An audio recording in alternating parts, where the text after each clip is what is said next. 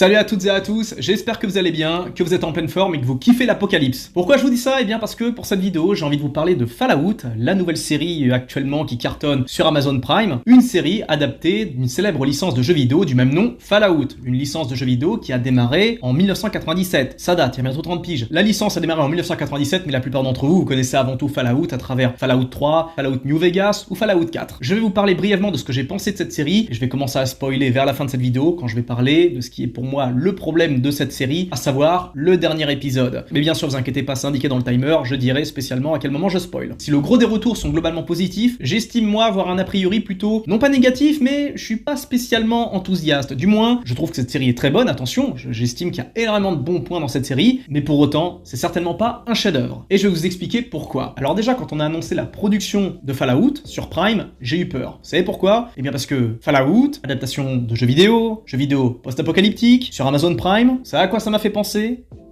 Ouais, ça m'a fait penser à ça, à The Last of Us, la célèbre série adaptée du très célèbre jeu vidéo de Naughty Dog, paru en 2013. En janvier 2023, on était tous surhypés par rapport à The Last of Us, on s'attendait à énormément, on s'attendait en fait à quelque chose de dingue, on s'attendait à une grosse dinguerie propre au jeu, et finalement on a été déçus, car c'était finalement une version cheap et éco-plus du jeu vidéo, des décors froids, tristes. Bien sûr, évidemment, les producteurs ont prévu le coup en affirmant que la série se voulait avant tout réaliste, d'où la raison pour laquelle la série fait très pauvre, mais je tiens à rappeler que la série a eu un budget pharaonique de 100 millions de dollars. 100 millions de dollars pour ça, c'est juste fou quand on y pense. Juste pour préciser, pour que vous puissiez vous mettre un petit peu dans le truc, 100 millions de dollars, ça équivaut donc à environ 10 à 12 millions de dollars par épisode pour The Last of Us, et il n'y a que 3 épisodes où on voit des infectés, des contaminés, à échelle de masse. Des infectés qui sont pourtant omniprésents dans le jeu vidéo. Et certains vont me dire, oui mais tu peux pas comparer la production d'une série, d'un film avec un jeu vidéo en termes de budget, etc. D'accord. Seulement, quand vous prenez par exemple The Walking Dead, ça vaut ce que ça vaut. Un épisode The Walking Dead, c'est en moyenne 3 millions de dollars. Et dans chaque épisode The Walking Dead, vous voyez minimum 20 à 30 zombies. Et des zombies vraiment bien faits, avec un maquillage dégueulasse, immonde, etc. 3 millions de dollars pour un épisode de The Walking Dead, 10 millions pour un épisode de The Last of Us, dont 3 seulement avec des infectés. Vous percutez maintenant? The Last of Us a été acclamé par la presse, acclamé par les critiques ciné, le gros des influenceurs, mais avec le recul, on est tous obligés d'admettre que c'était une série qui était surcotée à mort. Disons-le franchement, tout le monde l'a quasiment oublié. Même si j'ai adoré le premier épisode, un petit peu le deuxième à la marge. Sûrement sur 8, le ratio il est quand même assez faible. Et donc, quand ils ont annoncé la production de Fallout, donc là aussi adaptation de jeux vidéo, post-apo, d'une super licence, avec au budget 150 millions de dollars, donc 50 millions de plus que The Last of Us, ça m'a inquiété parce que le lore de Fallout, c'est autre chose que The Last of Us. On est dans un univers post-apocalyptique, oui, mais un univers post-apocalyptique qui a été ravagé par les bombes. Et bien sûr, quand je dis ravagé par les bombes, ça veut pas dire juste qu'à l'extérieur, enfin je veux dire, dans le monde, il y a des villes, il y a des déserts, il y a des forêts, il y a quand même quelque chose. Il y a matière à avoir un environnement aussi vaste que diversifié, aussi bien au niveau des décors que des personnages. Parce que Fallout, c'est quand même un truc de dingue. Alors pour ceux qui ont démarré cette vidéo, qui ne connaissent pas vraiment la licence Fallout, l'histoire de Fallout se déroule dans le futur, 200 ans après une apocalypse nucléaire qui s'est déroulée dans les années 50. Donc il y a le contexte guerre froide, guerre versus coco, versus chinois, etc. Le monde est resté à l'arrêt, à savoir dans les années 50, surtout dans les bunkers où toutes les grosses têtes et les gens les plus fortunés se sont planqués pendant que les bombes sont tombées. Et les années 50 mises en scène ici sont des années 50 qui sont, on va dire, fantasmées, car la technologie de ces années 50 est super évoluée, à peu près au même titre que pour Wolfenstein The New Order, où l'histoire se déroule dans les années 60, mais où la technologie est super évoluée pour l'époque. Bon bah là c'est pareil, les ordinateurs sont super intelligents, il y a de l'intelligence artificielle, les survivants dans les bunkers ont des espèces de consoles qui leur permettent d'ouvrir les portes à distance, des trucs comme ça. Donc autant dire qu'on est dans des années 50 vraiment fantasmées. Mais c'est justement ça qui faisait le charme de Fallout, d'autant plus que Fallout a ouvert un petit peu un nouveau concept, vous savez, un peu en lien avec le steampunk et le cyberpunk, c'est le nucléaire punk ou je sais pas quoi. En gros c'est un univers mental où des survivants subsistent dans des bunkers ultra sécurisés, ultra protégés, alors que le reste de la planète a fini en cendres. Les bunkers mis en scène dans Fallout sont super chill, super cool, hein. Franchement j'avoue que quand j'ai vu la série, j'avais qu'une envie, c'était y habiter, que c'est des appartements hyper cosy, dans des bunkers ultra sécurisés, avec bouffe à profusion, de la flotte, de la lumière, donc ça manque un peu de lumière naturelle, mais il y a de l'électricité, il y a tout ça, et il y avait matière à montrer énormément de choses dans cette série. Chose qui est faite, mais j'estime qu'ils auraient pu faire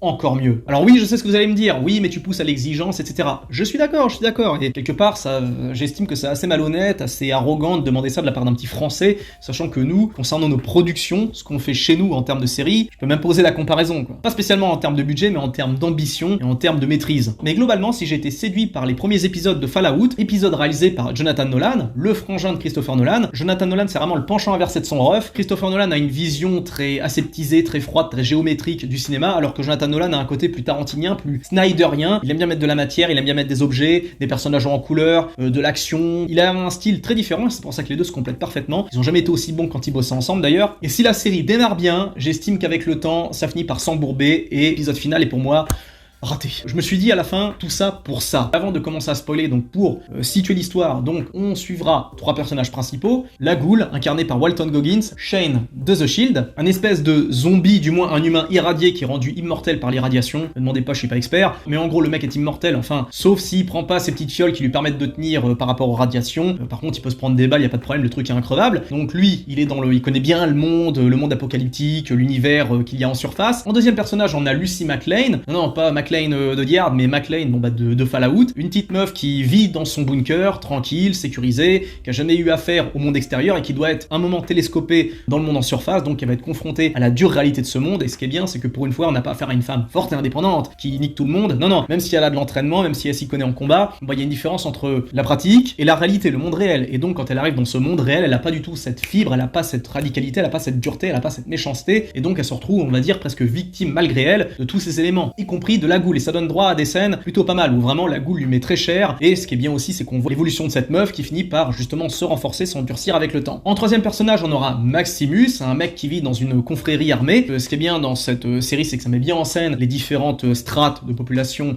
auxquelles on a affaire dans ce monde, parce qu'on a l'impression que les seuls survivants vivent sous terre, alors que non. Même si la Terre a été ravagée par la guerre nucléaire, il subsiste encore des communautés diverses et variées. Il y a des soldats, il y a des groupuscules armés, il y a des cannibales, il y a des mutants, il y a des petites villes qui essayent de subsister comme ils peuvent avec un semblant de civilisation. Il y a également quelques strates du gouvernement. Bref, c'est quand même un environnement, un monde, un lore à part entière juste gigantesque. Et d'ailleurs, ceux qui veulent un petit peu des films en lien avec ce genre d'univers, je vous recommande Le Livre d'Eli, qui quelque part me fait presque penser à un spin-off de Fallout, même s'il n'y a pas vraiment les mutants, les trucs comme ça, mais on voit bien que c'est un monde post-apocalyptique, post-guerre nucléaire. Enfin, certaines personnes ont le visage à moitié cramé, où ils subsistent comme ils peuvent. Il y a beaucoup d'irréalisme dans ce film, mais il est quand même relativement cool, et je vous le recommande si vous avez bien kiffé Fallout. Il n'y a pas beaucoup d'humour, mais il y a beaucoup de scènes d'action, c'est inventif. Au niveau des plans, de la photographie, c'est super bien léché. Bref, je vous recommande. Et pour ceux qui veulent un angle beaucoup plus réaliste et beaucoup plus déprimant, je vous recommande La Route. Juste, faites en sorte de pas être trop fragile mentalement si vous regardez ce truc. Donc on suivra ces 3 personnages dans ce monde absolument horrible. Et si on peut retenir quelque chose de cette série, du moins avant que je commence à rentrer dans le spoil, c'est la violence. Une violence hyper graphique qui rappelle celle de The Boys. On voit des têtes exploser, des bras se faire arracher, des trucs comme ça. C'est très généreux en termes de sang. J'ai bien aimé, j'ai bien kiffé. C'est gore tout en étant fun. La musique se prête très bien au style, même si j'estime qu'ils ont un peu trop insisté sur les musiques des années 50, comme dans le jeu vidéo d'ailleurs. Hein. Parce que tout s'est arrêté dans les années 50, donc tout ce qui reste, c'est du matos, du matériel des années 50. Donc les musiques, évidemment, les seules qui subsistent dans les tourne-disques, les trucs comme ça, c'est des sons des années 50. Ils ont un peu trop tendance, je trouve, à forcer avec ça là-dessus, pour montrer, vous avez vu, regardez, il y a les références au jeu, vous avez vu, on est des années 50, vous avez vu. Et ce qu'il y a de génial, bien évidemment, c'est l'approfondissement du lore. On découvre un peu plus ce monde au fur et à mesure des épisodes, les mutants, les animaux, les différents groupes de population. C'est super intéressant, et c'est justement là où le bas va commencer à blesser, c'est là où je vais rentrer dans les défauts de cette série. C'est parti pour la zone spoiler. Boum. Alors pour moi, en gros, ce qui foire complètement, je veux dire, l'histoire, c'est son final, tout simplement. Le final était trop recherché. Ils ont voulu aller trop loin. Ils ont voulu trouver, comment dire, alors en gros, c'est la guerre nucléaire, ça vient pas des Chinois ni des Rouges, ça vient de l'intérieur. C'est les Américains eux-mêmes qui ont fait péter les bombes, parce que leur projet, c'est en gros de faire en sorte de subsister les plus grosses élites dans les souterrains, pour faire en sorte que toute la plèbe soit ravagée, et les plus intelligents vont remonter à la surface pour recréer une nouvelle société. Complètement débile comme histoire. Quand on se penche un peu, si on veut faire un truc comme ça, admettons, rêve un peu, vous faites pas péter des bombes nucléaires, vous lâchez un gaz toxique qui se répand sur la majorité de la planète, je sais pas, vous inventez un système comme ça. Si vous faites partie de l'élite, vous vous planquez, vous attendez que ça redescende et terminé, vous remontez. Il n'y a plus besoin de reconstruire, il n'y a plus besoin de retaper des infrastructures, tout sera quasiment intact. Alors là, non, c'est la solution la plus radicale. Quand on construit, on se fait chier à construire des bunkers super compliqués, super. Enfin, je veux dire, c'est des trucs qui ont dû coûter des milliards à la société. Et. Enfin, j'ai du mal à comprendre la logique, quoi. C'est ça qui m'a un peu dérangé, c'est que quand on fait le rapprochement à la fin, le grand complot final qu'on nous dévoile, à savoir, c'est le gouvernement américain lui-même qui a tout fait péter, on se dit, mais. Quoi?